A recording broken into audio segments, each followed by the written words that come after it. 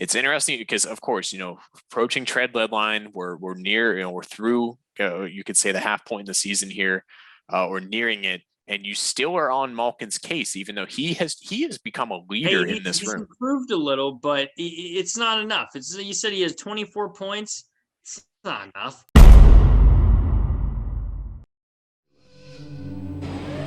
The locks for the Panama Canal, the propeller for Lindbergh's Spirit of St. Louis, rails for the Trans-Siberia Railroad. All were forged of Pittsburgh steel.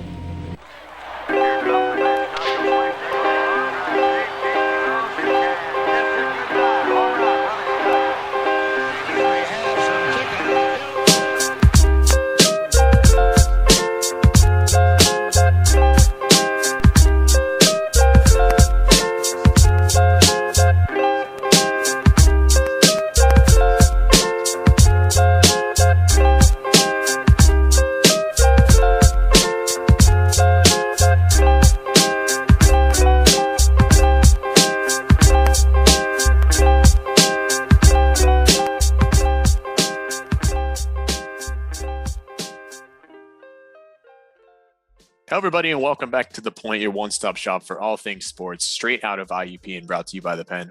We're back here once again this week, Brett and I, with a lot on our agenda, as we always have. We're going to dive into the NHL, take another look here at the Penguins as we visited them a few weeks back, and Brett had some interesting takes, so a lot has changed in the recent weeks with the Penguins play. And then we're also going to hop into the NBA, as we always do, as there's a lot of news that has gone on here with acquisitions for the Lakers, the Nets, the trade deadline, what the Orlando Magic did in moving in towards the draft. So is all this the right moves? So we're going to hop into a lot of this here and discuss it. But of course, we're starting out here first with the Pittsburgh Penguins. So a few weeks back, we touched on them. They were in a very tough situation, win-loss, dropping a lot of games to key opponents like the Capitals, the Islanders, the Bruins.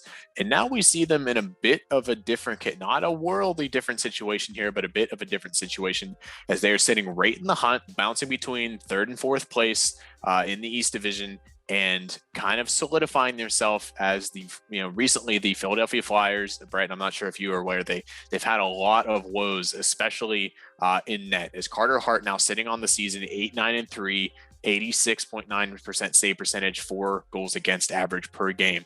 So we're not looking at great numbers there from their, everyone talked about how good Carter Hart was. This is a team that lost 9-0 to the Rangers and then 8-3 to the Rangers just a week later. So Flyers are dipping down, and that has given the opportunity for the Penguins to bounce up, as they've collected wins against New Jersey, the Sabres, who we all know are god awful, and now they're going to move into a stretch. They beat the Islanders recently, so playing the Islanders, the Bruins, the Capitals, those are going to be the deciding teams right now, but they're kind of in a better spot. So that's where we stand right now. Now, looking back on this, Brett, we had kind of talked about no true goal scorer, no one's leading the team. Goaltending and defense are all an issue. And you pointed at Evgeni Malkin, and you said this is the time to trade Evgeni Malkin, get him out of there. And it's almost as if you ignited him yourself as he went on a goal stretch. I think he scored like 5 goals in 4 games. He's sitting at 8 goals on the year now, 24 points. Brett, let's hear a new opinion. Is there a new opinion? No. They still need to trade someone. They need some draft picks, I believe, some defense, some goalie. They need a lot of pieces that they still don't have. Like, I wouldn't pick them for the Stanley Cup this year. This stretch is just a stretch, though. A stretch of luck. That's basically what it is. Stretch of luck. I mean, it's a fair argument, given that they have played teams like the Sabres and the Devils. They actually dropped a game to the Devils, a team that, and granted, that game that they played, they had a lot of injuries and a lot of gaps to fill here. But it's interesting because, of course, approaching trade deadline, we're near, we're through, you could say the half point in the season here, or nearing it. And you still are on Malkin's case, even though he has become a leader in this room. He's improved a little, but it's not enough. You said he has 24 points. It's not enough. Yeah, Crosby, of course. And he has stepped up as well. Crosby, he's still not playing as good as he needs to be, but he has that franchise on him, so you can't trade him. Malkin, you can trade him, but he can go no. But at least he can be traded. Like Crosby has that franchise on him, so I don't think. Yeah, I think they the two of them each have some sort of no move clauses to certain places. I think Crosby has like a bigger one than Malkin. Of course, yes, of course. But I think Malkin would be up for getting traded now, too. Brett. Let me put this in your court here now, because as we know, Seattle Kraken. After this season, the Seattle Kraken are coming into the league and they have an expansion draft, and you have to prepare for that. Now, obviously, in this situation, I believe Malkin would be a protected player automatically because he has. They don't even care about half their team. Like they only need like 5. But when we look at this, okay, say we trade Malkin here, and we bring in, and we would have to bring in some sort of center because you have your 1-2 punch with Crosby and Malkin, and you don't have much more center depth running down the middle there. But I think you potentially would risk bringing in somebody that would be taken in that expansion draft, because you can only protect, I believe, 7 or 8 skaters and a goalie, more or less, and the rest of your team is good to take. So is it really worth the trade right now, or do you hold on? I think that it's still worth the trade. I feel like they should totally get some draft picks for him, and then maybe like a goalie or a defender. That's pretty good. And I feel like just getting a goalie or a defender, you could totally easily fit that into the 7 or 8 players. Well, that's a great look at it. And I will make the comment at least that goaltending has improved. The Smith picking up some shutouts. Tristan Jarry has improved his save percentage. He's now climbing up into the 91 percentile. Do you have a comment on that? Because it has improved. I do. We talked about this last episode. I mean, last time we talked about the Penguins. The flip-flopping with the goalies is never a good idea. Like, I guess it's good to have like 2 good goalies, but these are 2 good backups. Like, they're not prominent, like amazing goalies. Like, you need a consistent every night guy that goes out and plays his heart out and plays consistent. These guys, they're just not consistent enough. They're not. And that's a good point, because we have some great nights out of each of them where we see them like a brick wall, and then we see them kind of crumble, but we can relate that back to the defense. And that's a take here. I know a lot of people will sit here and still harp on Malkin, but the thing is this team has improved. They have improved defensively. They're keeping the puck out of the net. The goaltending has came around. Brett, you said you don't see them as a potential Stanley Cup candidate. They are steps away, if you ask me, from being in that contention here in the East. If we can see them and they've had the Capitals number this year. So it's a matter of defeating Boston and defeating the New York Islanders and the Flyers and showing that they will compete in that. And if they keep up with those, if they're, third, second place, and they're battling through that, there is no reason. This team is looking scary right now, but you don't see that? I don't see it. I don't see them consistently beating someone in a 7-game series just because of their defense and goalies. They will always have the offense just because of Crosby and Malkin, but hopefully they trade Malkin.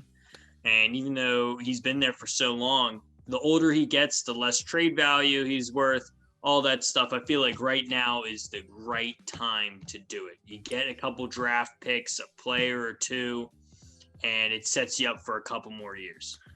And, in the same time as if we were to look at a 7-game series, luckily, and we talked him out a little bit, Brian Rust just scoring a hat trick the other night. He has been flying off the shell recently. No one is really leading this team. It's Crosby and Rust, a little bit against a little bit of Malkin that are leading this team. But there's depth that is coming in of Sam Lafferty, Frederick Rudero, Evan Rodriguez, who is just he would be a no name, I think, on many teams, that we just throw him on the first line.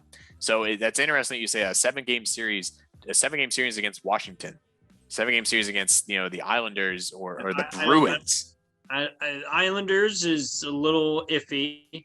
Like I don't think they'd beat them, but they have a chance. Washington, no, not at all. Their goalie's great. They have great defenders, also great offensemen. Probably better depth, honestly. I think they're a better overall team at this point. We should, a couple years ago we had Phil Kessel, the hot dog eater, but he was great player.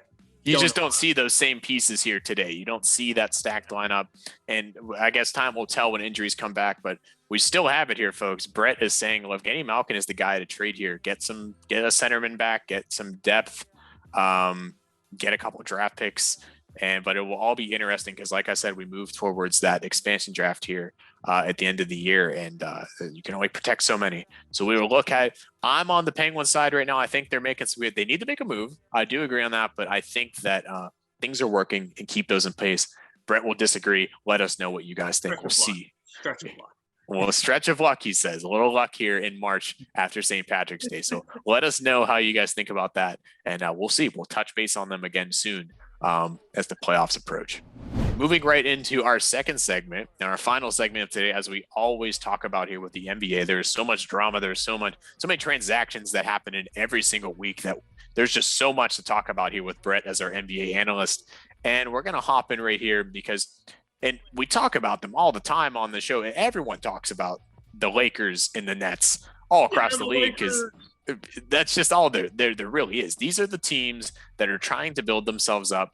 If you talk to me and you look at our last debate episode, there's a bunch of different takes. I'm still a fan of the Jazz. You had Nate talking about the 76ers here, but the Nets and the Lakers are still really trying to push as those front runners. And we're going to talk about Drummond signs to the Lakers here as they didn't make really any move here at trade deadline. They were able to finalize this after some waivers after the fact. So he's going to come in to fill their center role. Obviously, AD, LeBron's still out. AD is questionable. He's on the right path. We don't really know right now when he's going to be back. LeBron is obviously more severe with that. But Brett, how do you see this Drummond move for the Lakers taking place? It's a small Band-Aid. Band-Aid for a catastrophic problem. They somehow beat the Cavs their last game. Don't know how. Even though the Cavs aren't doing that well, I really thought they were going to lose that game with no one. Like Kuzma, that game had 4 points on 27 minutes. Like technically, he's supposed to be the third option, and now he's technically the first option, and he has 4 points. Like that, it's unacceptable. They're not looking good. Drummond, he's good, but he's not gonna be their savior.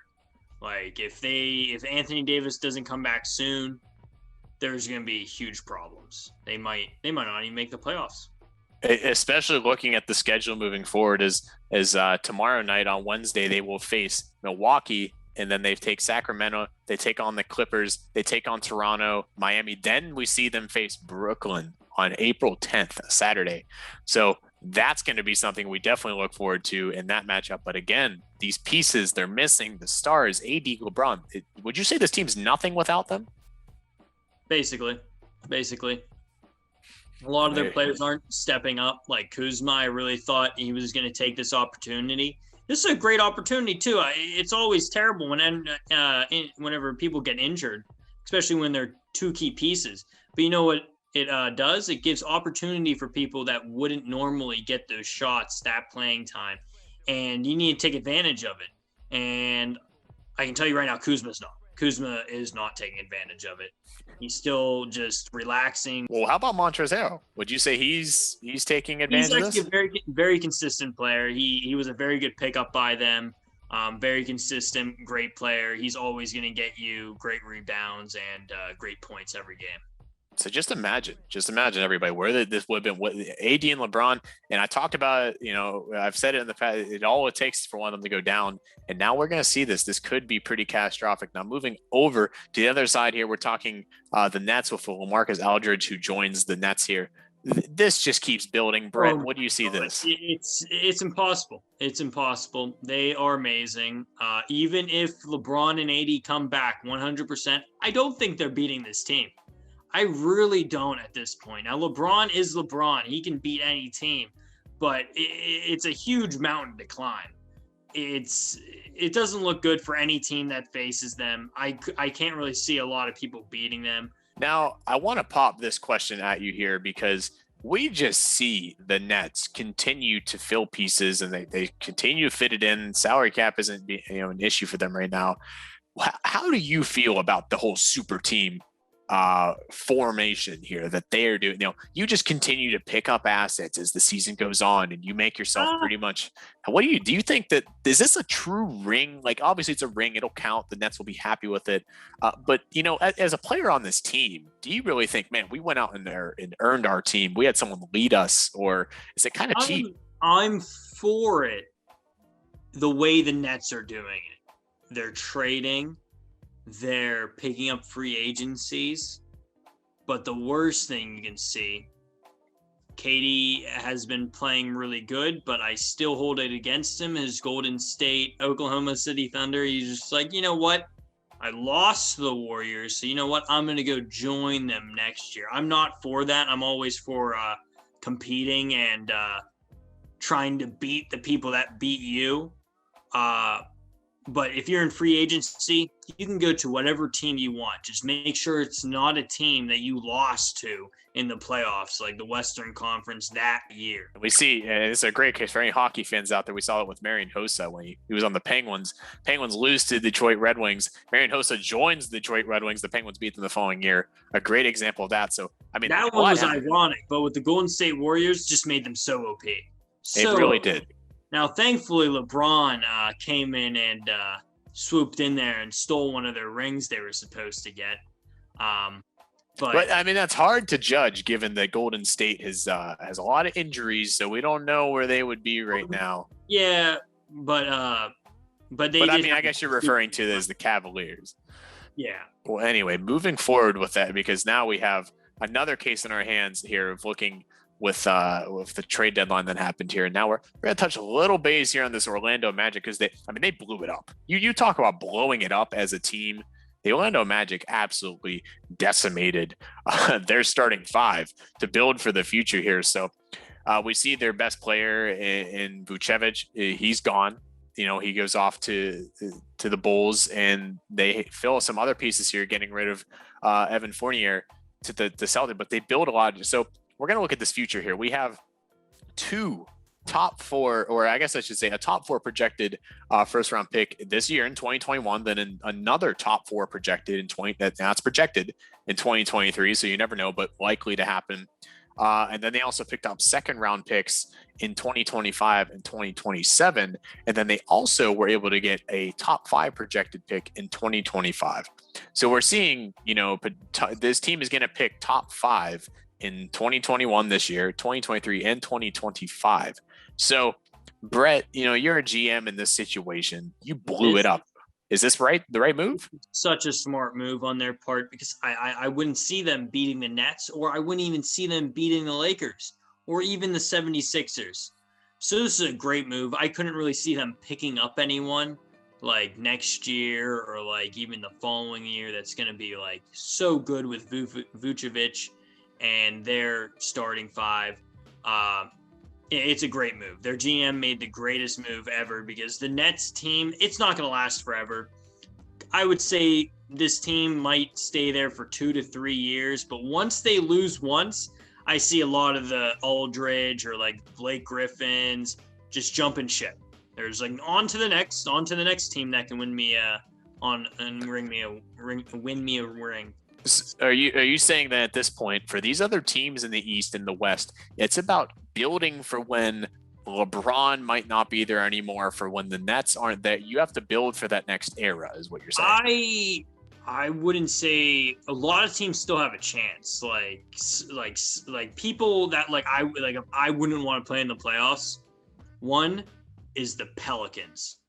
People don't look at them that much, but the Pelicans, I would hate to play them in the playoffs. They're actually a solid team. People don't realize it that much, but Pelicans, they beat the Jazz. They're beating very hard teams. And hey, you never know in the playoffs, they might beat you too. Well, that's a great point. And it's really interesting when you look at the NBA. It's a lot of top heavy, 500 teams, and you have the bottom that just is and Orlando saw themselves at the bottom there, so they decided to blow it up, and they are, I guess, building to run into those middle run teams and then hopefully turn into a team like the Pelicans moving forward. So That's it. That's what we have on the NBA for all of you guys here today. A lot of great stuff. Pull through it. Let us know what you think. A lot going on here is the Lakers need to get healthy. The Nets continue to build, and Orlando, great case here as they've built for the future. So let us know what you think, and we will of course tackle more NBA in the future. And finally here, as we like to pull together here, some IUP sporting updates as some significant events have happened here recently in IUP sports, one of which, to start off here, Paige Mikesell for IUP swimming recently became a national champion in the NCAA Division II swimming as she picked up this national championship in Birmingham. An incredible opportunity to have this season, to have these triumphs, and congratulations to her and all of IUP swimming as they really competed and put together some great runs and some great records this season. And of course, over in IUP lacrosse, we saw Katie Zeiler put together a career high 6-goal game on Saturday, March 20th, as they faced off against Lock Haven.